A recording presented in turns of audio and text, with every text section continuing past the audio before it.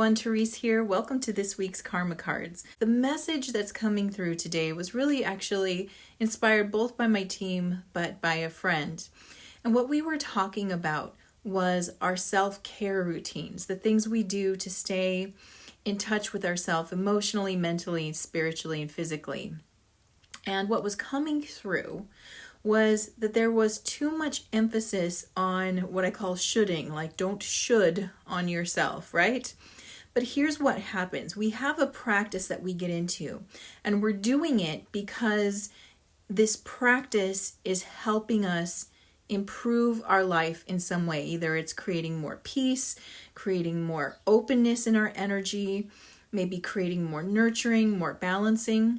And it's easy to think that you can't overdo that you can't over meditate, or that you can't over be conscientious with your food, for example.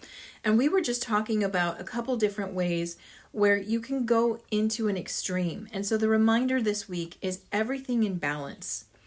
That you'll notice if you're out of balance with your spiritual routines, for example, if you're doing it for an outcome.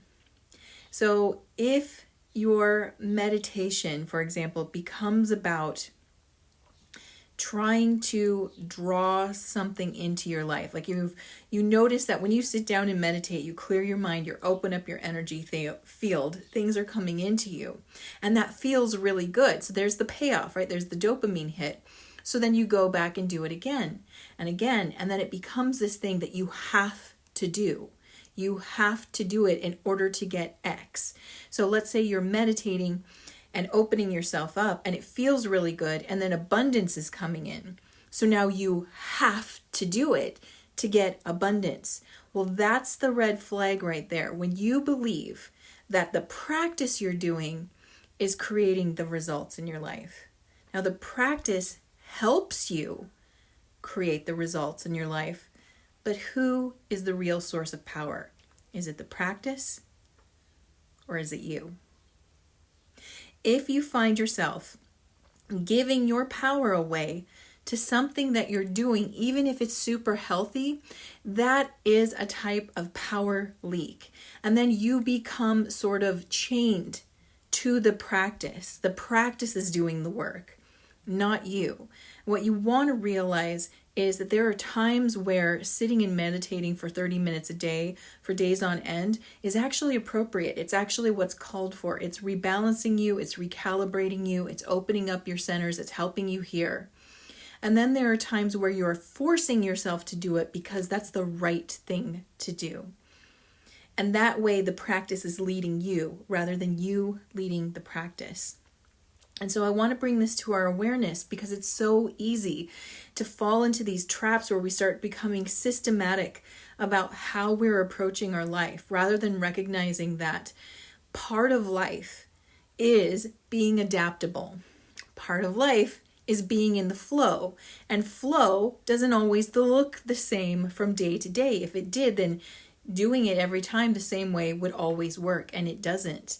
So what we want to do instead is be in the flow state, which means we're open and we're recognizing what our energy is telling us. So we're listening not only to our mind, which chatters a lot, but we're listening to our heart, we're listening to the body, we're listening and tuning in to the greater spirit soul around us. So for this week, I just want you to touch base with your own personal care routines and look at, am I leading them or are they leading me? Meaning, am I moving into a place of fear when I don't do it the way I normally do, or I miss a practice, right? If there's feelings of lack or fear or guilt or shame, those are red flags letting you know, hey, this is leading you. You've taken your power away and given it to this practice. And all you need to do is simply realize that if I'm listening to myself completely on all levels, I'll know exactly what to do in the moment, and that's how I stay in my power, and I am a magnetic being when I'm in my powerful state. So with that, let's do some karma cards for this week. All right, if you're new to karma cards, let me quickly show you how they work. I have 3 decks here: planets, signs of the zodiac, and the houses of astrology. And I've already asked my team, what is the message you have for us this week? And I've got 2 sets of answers: a set in red, which are action related, and a set in blue, which are outcome related. And the way that you play is you tune into your own beautiful intuition and feel, what do you need to hear this week? Are you needing guidance for taking action, or are you more interested in knowing how things are resolving within this next week? And of course, you can always choose both. And while you're choosing, let me tell you the timing for this reading. This reading is for May 4th, may the 4th be with you, to May 11th. And the flavor of this reading. All right, so we've got Mercury, and it's really interesting that Mercury comes up because within the next week, Mercury will go retrograde. Boom, boom, boom. Yes. Mercury is about communication, it's about analyzing and self-expression. And then we have Virgo, another analyzer, who's actually ruled by Mercury. So there's a lot about analysis that's coming up in this reading. And the analysis is coming up around how we expand. So the 9th house is about expansion. It often talks about higher consciousness, higher levels of education, and trips. Right, going around the world, expanding your consciousness. All right, for those who are choosing action, your spiritual action is to communicate the serving of others as if it or they came from God.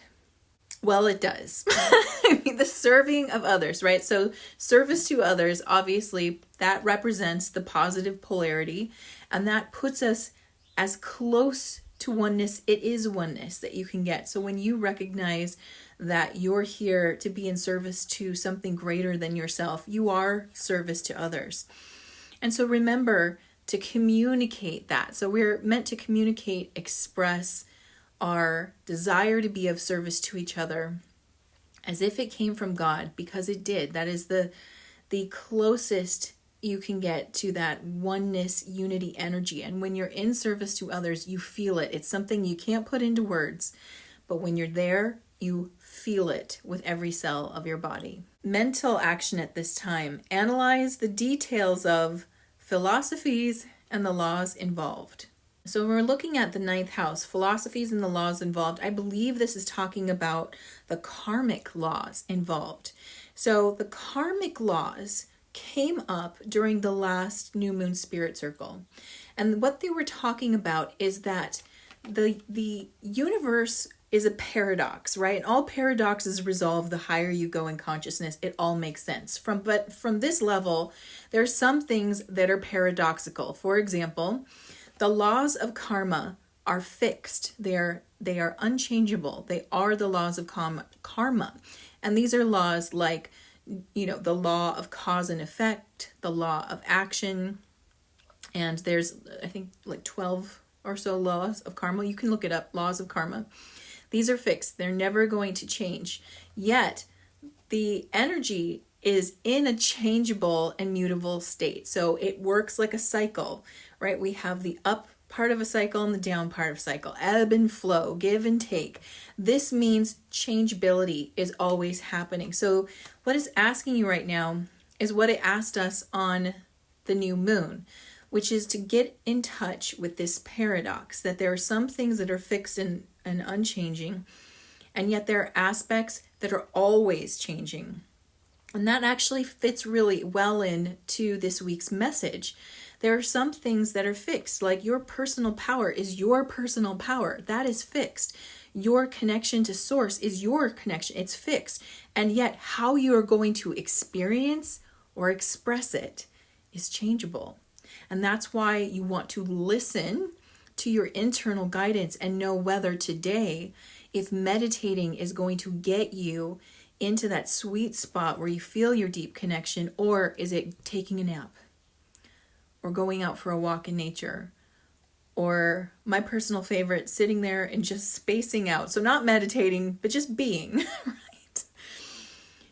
That's how you're going to know. And it's changeable. So it's not something that's fixed. It's going to change and adapt with you every day as circumstances around you shift and adapt. And yet your power, your connection, your divine guidance and truth, fixed, always with you. Physical action at this time. Let your mind tell you how to do what you must and do it in a big way. Again, it's literally saying what I just said. Let your mind, I don't want to argue with Mercury because Mercury is pretty, gets a little fickle, but more than just your mind. I would use your whole intelligence. So whole intelligence being body, mind, soul, spirit. Body, heart, mind, spirit. Let the whole thing guide you to do what you must and do it in a big way. And when I hear do it in a big way, I'm hearing commit to it fully, right? So even though the ninth house likes to do things super expanded, it's just expand your commitment. Give it everything you've got. Don't let any part of you stay in guilt. For example, if you're like, again, I'll go back to I've got to meditate to stay centered. Well, if your body and mind is like, no, I got to dance. I got to dance to get centered. Then commit to the dance. Don't let any part of you stay in guilt, right? Just go all into the dance because you're trusting your holistic guidance system. All right, now let's look at outcomes for Mercury in Virgo in the ninth house of expansion. Your spiritual outcome at this time is the awareness of the methods for the healing power of spiritual values. I feel like this reading is so awesome because it just keeps saying the same thing in a different way. The awareness of methods for the healing power of spiritual values.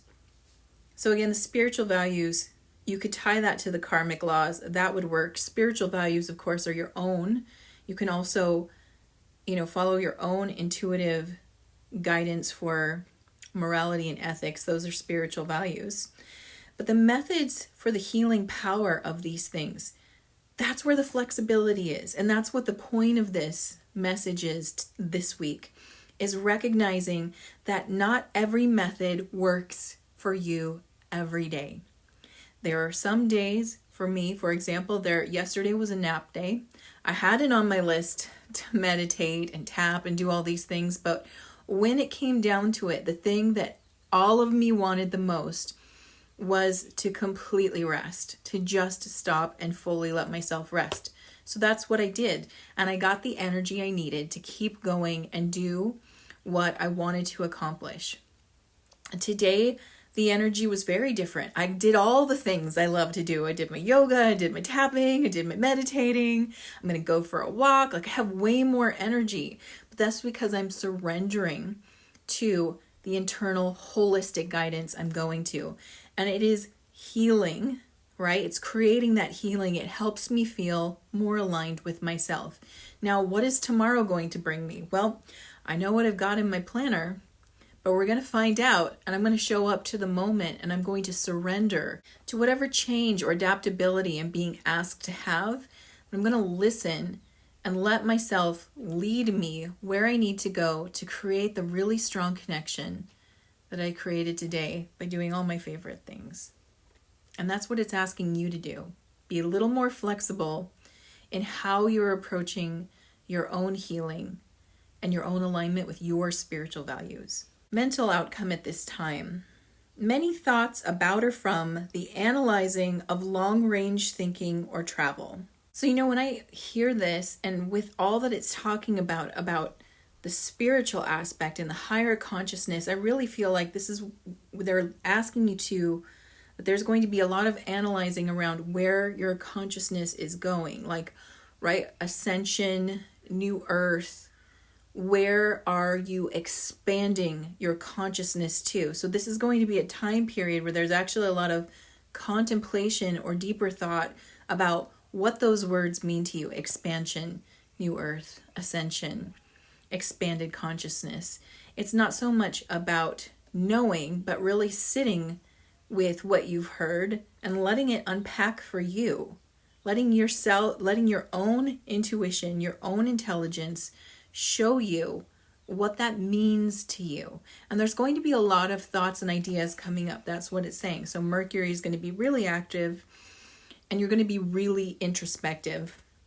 And of course, that's in alignment with Mercury retrograde, because that's what happens during Mercury retrograde, hard to say. We do become more internalized, more introspective. We're thinking about how we connect ideas together. We're thinking about, what does that actually mean? When I say I'm spiritual, what does that mean? And we're getting under it a little bit more so that we can more authentically express ourselves. In the meantime, though, while we're contemplating it, sometimes we create that internal confusion and sometimes we express confusion. And so always during a Mercury retrograde, it's important to slow down. It's important to really listen to other people. That's always the saving grace with Mercury retrograde. If you remember that everyone's internalizing on some level, that everyone's in a moment of maybe mental puzzle piecing, so there's a little confusion, and you slow down, you really listen, and you ask for clarification, you can avoid all the drama that comes during a Mercury retrograde. Just have grace for yourself and others, and you'll get through it fine. And with the technology, have grace for that too, because it always affects technology. Physical outcome. Many words resulting from the perfectionism of what is to be shared. So all it's saying is that this is a highly communicative window that we're in. And remember, this affects the rest of this week through about Wednesday of next week. So before we get to the retrograde, there is a lot of desire to communicate these deeper thoughts that we're pondering, right? Or the ahas you'll be receiving, because there are a lot of alignments happening in the cosmos right now that create kind of revelatory aha energy. We have a lot of emphasis on Uranus right now because it is in conjunction with the sun, which is our being state. And so Uranus is in Taurus, the sun's in Taurus, as well as the North Node, which is about the future and thinking about the future. So there's a lot of this with Uranus connected to the future, and as well as our being, right? That combination does create a lot of ahas about where you're going or how you're viewing it or putting those puzzle pieces together. And so there's going to be a desire to talk about it and share it with other people, which you should do. And just remember, the superpower is listening. So listen to other people too. Remember, we only hold so much of the puzzle, of the grand puzzle of life. We only hold so many of the answers. We're never going to hold all the information ourselves. Our goal is to remember other people are holding a lot of the information too. So be curious, listen, communicate, have grace for yourself and others. And you might actually really enjoy this period of time. And with that, I'm sending you so much love. Mwah.